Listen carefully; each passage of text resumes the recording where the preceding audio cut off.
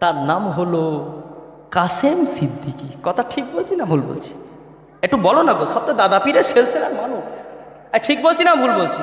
কি বলেছিল? এই রকম ধর্মীয় মাহফিলে এসে বলেছিল যে যদি কেউ তৃণমূল করে তার জানাজা পড়া যাবে না, ওই লোকটা মারা গেলে তাকে যেন নবান্নই ফেলে দিয়ে আসে। কি গো, বলেছে না বলেনে? জোরে বলেন, বলেছে না বলেনে? বানিয়ে বানিয়ে বলছি? বলেছিল।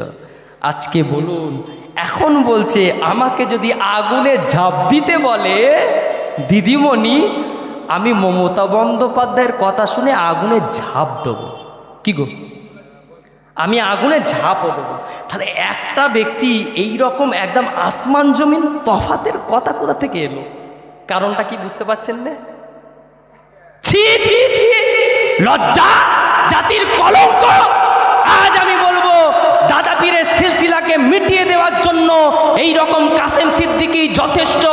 বিশ্বাস করুন যে মোজাদ্দেদুজ্জামান দাদা হুজুর পীর কেবলা রহমাতুল্লাহ আলাইহি 4 চাকা গাড়ি চড়ে নয়, হেলিকপ্টার চড়ে নয়, প্লেন চেলে নয়, হাজার হাজার টাকা আত্মসাৎ করে নয়, মানুষের কাছে হুজুর আমার কোনোবা সময় সাইকেল করে, কোনোবা সময় গরুর গাড়ি করে, কোনোবা সময় পালকি করে গিয়ে মানুষদেরকে এই গোল জামা তুলে দিয়েছিল, মানুষদেরকে টুপি তুলে দিয়েছিল।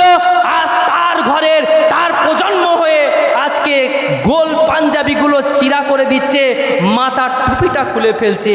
কি গো, এটা লজ্জা কি লজ্জা নয়? জোরে বলে। কারণটা কি? একটা, নেতা হবে। ও কাসেম সিদ্দিকীর মাথা থেকে এ ওয়াজ চলে গেছে।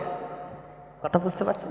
রাগ হচ্ছে, খেপে যাচ্ছে, বিরক্ত হচ্ছেন যে একটু বলবো আমার বাপ ভাই না। আর অপর দিকে দেখুন